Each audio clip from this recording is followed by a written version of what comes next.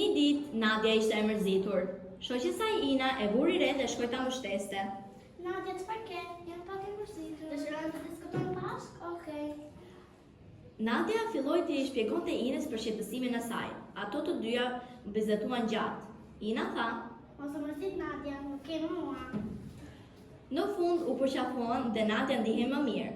Një fjalë e mirë ndryshon ditën. Një ditë Francesco ishte në vështirësi. Ai kërkoi ndihmë shoqes së tij Ailës. Ala, ma pak ndihmë do të kupton. Aila shkoi t'ia shpjegonte mësimin. Aila po ja shpjegonte mësimin Francescos. Francesco në fund e falenderoi. Fameri. Kur ndihmoj, jemi më të fortë. Klasa ime gjithëmërshirëse. Klasa ime përbën nga 9 nxënës, 4 vajza dhe 5 djemë. Dhe mësuesja jonë e dashur. Në klasën tonë ne kemi një shok që është pak ndryshe nga ne. Ai quhet Noel. Noeli, edhe pse nuk mund të flasë, është shumë i dashur, por ndonjëherë mund të bëjë edhe veprime të pakontrolluara.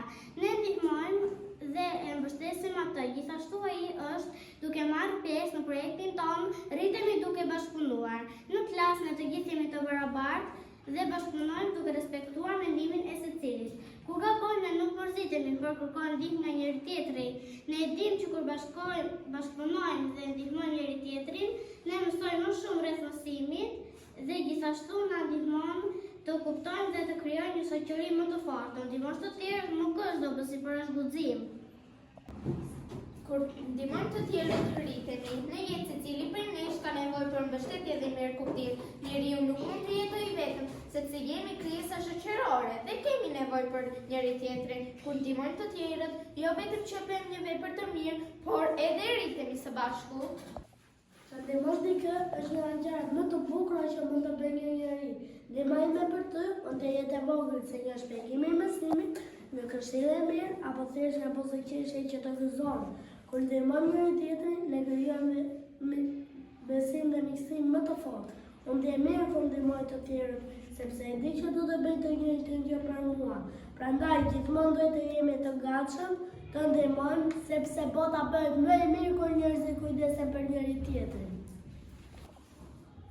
Të ndihmosh dikën tregon mirësinë, sjelljen e mirë të ndihmës kandidatë të tjerëve. Ndihma është shumë e rëndësishme sepse i bën të tjerët të ndjehen më mirë dhe më të lumtur. Prandaj unë gjithmonë do t'i ndihmoj të tjerët. Nëse ke vështirësi në mësime, do të ndihmoj duke t'i shpjeguar. Nëse je rrëzuar, do të jap një dorë që të ngrihesh. Nëse je të ishtuar, do të jem aty pranë teje, të jap një përshafim duke të dëgjuar me vëmendje. Ndihma është një nga veprimet më të mira që dikush mund të bëjë. Edhe një ndihmë e vogël mund të bëjë një buzëqeshje në fytyrën e të tjerëve. Prandaj është shumë e rëndësishme të jemi të gatshëm të ndihmojmë njëri tjetrin. Ndihma është si një dorë që nuk le asken vetëm. Kur shoku im ka nevojë, unë jam aty për te.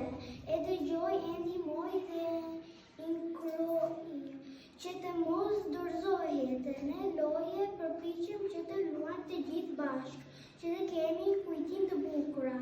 Kështu mësojmë që jemi më e mirë çdo ditë.